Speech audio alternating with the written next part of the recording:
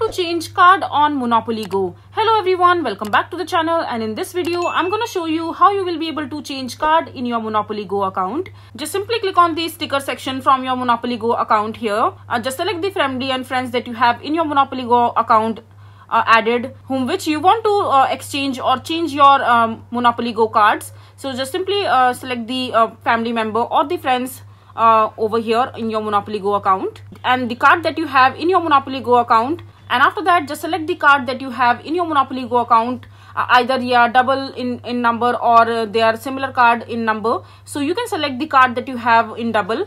So just simply select that card, and after that just simply ask your friend who are having different or special card in Monopoly Go to exchange in return of the card that you already possess in double number. So just simply just simply exchange that card with your family and friends. Just simply select the card first, and after that just select the family or friend that they are in your Monopoly Go account, or you can also invite the family and friends while connecting them or inviting them to Monopoly Go, and after that just simply exchange the card that you want to exchange with them.